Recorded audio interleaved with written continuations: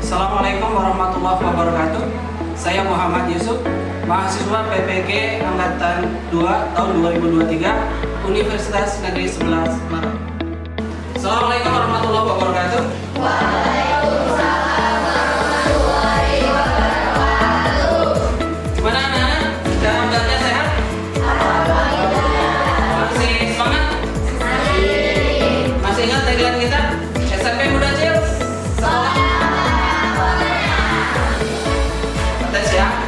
SMP Muda Cil. Alhamdulillah.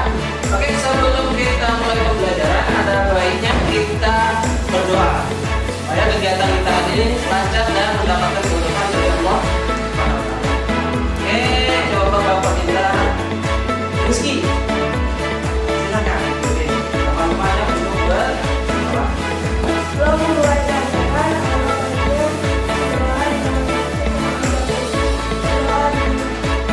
Pertemuan kali ini kita akan membahas tentang ini ya, yang nanti kita pelajari pada fase D itu untuk SMP 1, 7, 8 dan 9. Dan salah satunya adalah mendeskripsikan komponen fungsi dan cara kerja komputer yang membentuk sebuah sistem komputasi.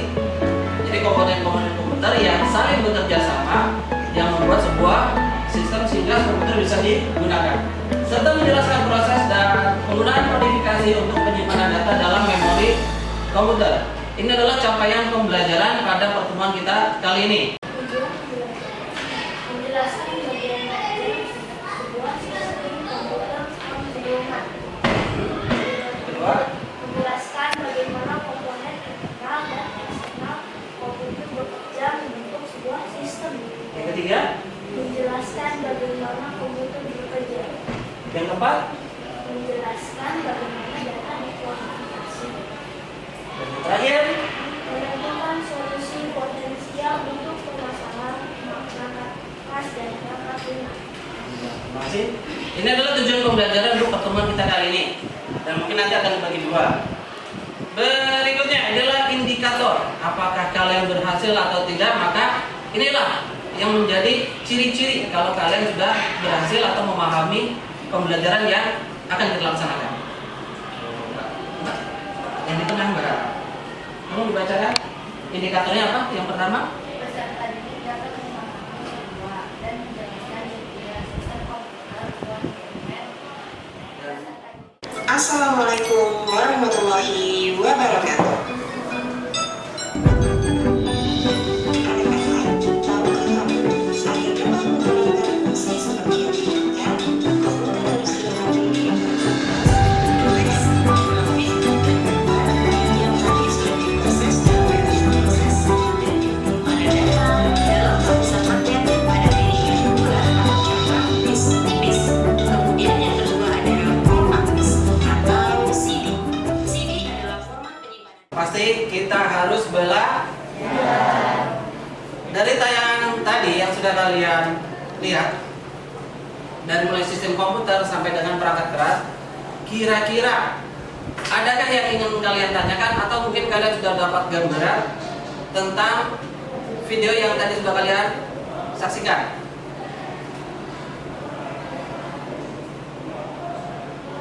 Ada? Apa itu sistem komputer? Atau tadi mungkin tentang perangkat keras yang memiliki beberapa fungsi. Yang pertama sebagai alat input atau masukan, yang kedua sebagai alat proses, alat output dan penyimpan. Total ada 4. Oke. Kita mulai dari sistem komputer. Nah, sistem komputer merupakan apa? Sekumpulan. Silakan Mbak. Sistem komputer merupakan sekumpulan perangkat komputer yang saling berkaitan dan berinteraksi antara satu sama lain untuk menjalankan sebuah proses pengolahan data sehingga dapat menghasilkan suatu informasi yang sangat dibutuhkan oleh penggunanya. Ini ya, kata kuncinya adalah saling berkaitan antara perangkat keras dengan perangkat lunak. Begitu juga dengan pengguna atau kalian yang menggunakan komputer. Oke, Ki. Rizky? Ini adalah sistem. Jadi sistem ini tidak bisa berdiri sendiri. Komputer tanpa ada software maka dia benda mati. Komputer adanya software, alat input, dan yang keempat adalah output. Nah, kalau dilihat dari urutan ini, maka dia yang pertama adalah CPU atau pemrosesan. Yang kedua adalah penyimpanan. Ketiga adalah alat masukan, dan yang keempat adalah alat keluaran. Ini ya, nanti kalau kalian sempat, ini tentang sistem. Yang pertama apa? Hardware atau perangkat keras. Nah, hardware sendiri terdiri dari 4. Yang pertama adalah output, lalu dan lalu selain hardware atau perangkat keras, maka ada software. Software ini terdiri dari 2. Yang pertama sistem operasi, yang kedua aplikasi. Ini adalah contohnya dari sistem operasi, dan ini contoh dari program aplikasi. Dan yang ketiga adalah brand itu adalah pengguna atau kalian. Nah, ada beberapa pembagian dari pengguna, dari mulai manajer, ADP, analis, programmer sampai operator. Walaupun masih banyak lagi pembagian dari brand atau user. Ini hanya sebagian kecil saja. Berikutnya kita akan membahas tentang perangkat keras. Perangkat keras ada 4 fungsi. 4 fungsi yang perangkat keras. Yang pertama apa? Yang kedua? Ketiga? Dan yang keempat?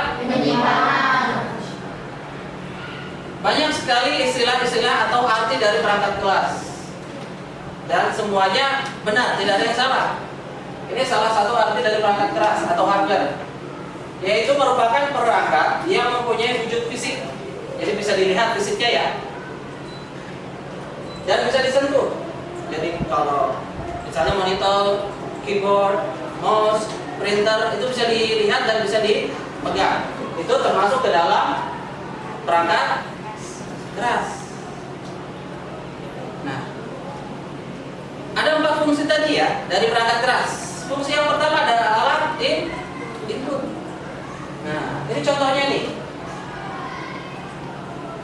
Jadi alat input merupakan salah satu perangkat keras komputer yang bertugas sebagai alat yang berguna untuk memasukkan data atau sebuah perintah ke dalam Coba, Mas, yang pakai peci. Contohnya apa aja, Mas? Arithmetic and Logic Unit. Ini adalah fungsi dari CPU atau alat pemroses pusat. Ini adalah unit pengendali, dan untuk proses hitungan matematika adanya di Arithmetic and Logic Unit. Ini adalah otaknya komputer, unit pengendali dan unit untuk melakukan pengolahan informasi matematika. Walaupun fungsinya masih banyak lagi, tapi secara umum ini.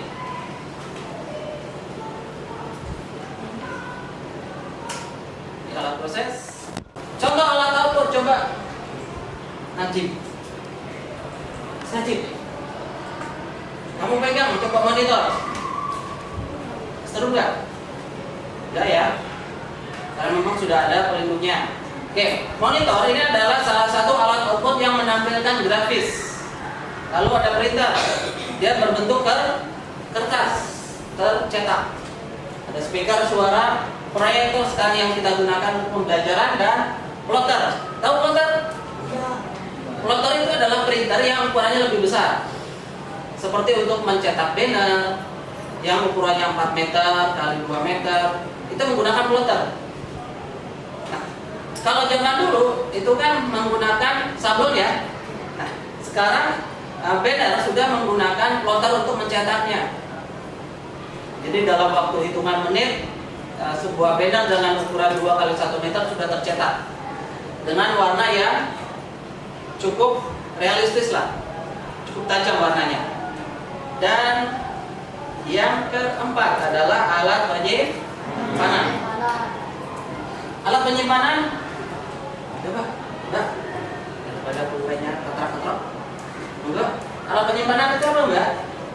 Data adalah repositori digital yang menyimpan dan melindungi kembali sistem komputer. Penyimpanan data berupa penyimpanan yang mendukung jaringan penyimpanan yang terdistribusi di fisik atau penyimpanan. Jadi penyimpanan itu bisa dalam bentuk fisik yang bisa kita bawa kemana-mana, baik dalam bentuk hard disk, eksternal hard disk, ataupun flash disk. Tetapi kalau kita tidak menggunakan alat penyimpanan, itu berbentuk cloud. Seperti misalnya Google Drive ya. Kalian sudah mengaktifkan akun pembelajar kalian? Nah, kalau kalian menggunakan akun belajar kalian akan mendapatkan 20 GB dan beberapa fasilitas pendidikan lainnya. Kalau kita menggunakan Google Drive biasa, itu hanya 15 GB. Ini contohnya. Contoh penyimpanan. Ya, Mas, coba Mas. Ya. Sampai sini ada pertanyaan? Tentang sistem komputer yang terdiri dari perangkat keras, perangkat lunak dan pengguna. Tetapi untuk pertemuan kali ini kita hanya membahas sampai dengan perangkat keras yang terdiri dari 4 fungsi. 4 fungsinya adalah alat input, proses, output, dan penyimpanan. Oke. Sistem komputer von Neumann ini memang biasa atau banyak digunakan di sekolah kita lah. Sesuai komputer yang ada di lab ini. Depan. Karena WhatsApp-nya sudah kebuka, kalian buat di komputer, temannya nulis di lembar jawaban ya. Nanti kalau sudah, jawabannya di-share di grup supaya nanti bisa dipresentasikan di depan kelas. Ada pertanyaan? Kira-kira 20 menit cukup? Cukup ya? Silakan. Iya. Ini ada lembar jawaban. Yang ini. Nanti ditentukan siapa yang ngomong, siapa yang menggerakkan ininya ya. Karena memang ada 3 pertanyaan. Pertanyaan yang pertama, sini ada 3 ya. Yang pertama adalah kalian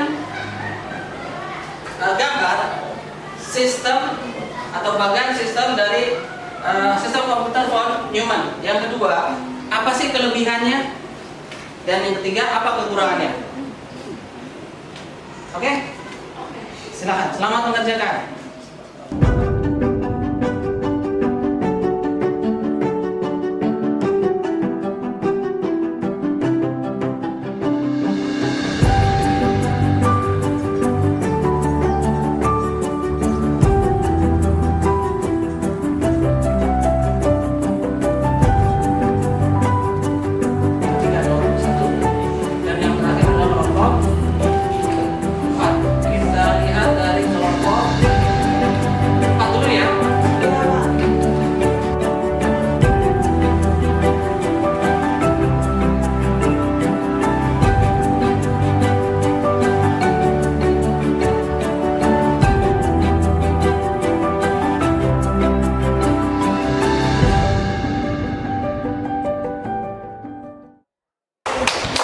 Oke, secara garis besar kalian sudah paham dengan apa itu sistem komputer, yaitu masing-masing elemen komputer yang saling bekerja sama. Jadi kalau tidak bekerja sama maka bukanlah sebuah sistem. Karena itu sistem komputer ini memang tidak boleh kurang, tidak boleh lebih. Karena kalau kurang dia tidak akan berfungsi, kalau berlebih mungkin dia akan lebih bukan. Oke, itu yang dapat Bapak sampaikan. Berikutnya, oke, kira-kira apa kesimpulan dari kegiatan pembelajaran ini tentang sistem komputer? Tadi Bapak sudah menyimpulkan bahwa sistem adalah bla bla bla bla bla. Kira-kira ada yang bisa menyimpulkan ya? Mungkin sistem komputer itu terdiri dari perangkat yang terlihat dan perangkat yang tidak terlihat. Tetapi dua-duanya memiliki peran yang sama, fungsi yang penting. Lalu banyak sekali macam atau fungsinya. Tetapi fungsi standarnya misalnya alat input minimal ada 3. Ada mouse, keyboard, apalagi alat input, scanner, atau mungkin keyboard dan mouse saja sudah cukup. Kalau output monitor ditambah dengan printer. Lalu untuk alat pemrosesnya dia nggak boleh dikurangi karena memang sudah sepaket ya, ada di dalam mikroprosesor atau prosesor. Yang kalian pernah dengar Intel atau AMD, Pentium. Ini ya post test. Sekarang kalian klik link soalnya. Klik link soalnya, lalu kalian kerjakan kurang lebih ada 20 soal pilihan ganda. Kerjasama ya yang pasti ya, kita harus bekerja sama karena memang ketika nanti kalian terjun ke masyarakat, kita tidak bisa hidup sendiri, saling membantu, saling membutuhkan, dan kadang-kadang kita harus proaktif. Teman kita kesusahan atau tetangga kita kekurangan, maka kita harus itu adalah bentuk kerjasama atau dalam masyarakat disebut gotong royong, dan itu hanya ada di Indonesia. Coba kalian cari di bahasa manapun tidak ada arti atau padanan dari gotong royong. Paling kerjasama atau saling membantu. Sudah? Oke, alhamdulillah. Oke. Pembelajaran yang dapat kita ambil manfaatnya yang tadi adalah kita mau mengetahui apa sih sistem komputer Von-Neumann itu, kira-kira bisa nggak 4 komponen atau 3 komponen tersebut bekerja sendiri-sendiri antara perangkat keras, perangkat lunak, dan pengguna. Bisa nggak? Sehingga ketiganya harus saling bekerja sama sehingga membentuk sebuah sistem. Nah, sistem ini terdiri dari 3, perangkat keras, perangkat lunak, dan pengguna. Ini adalah pertemuan pertama. Pertemuan berikutnya adalah kita akan membahas tentang 2 komponen lagi, yaitu perangkat lunak dan pengguna. Jadi pertemuan pertama kita mempelajari tentang sistem komputer dan perangkat keras. Pertemuan berikutnya kita akan membahas tentang perangkat lunak yang ada dalam komputer dan pengguna.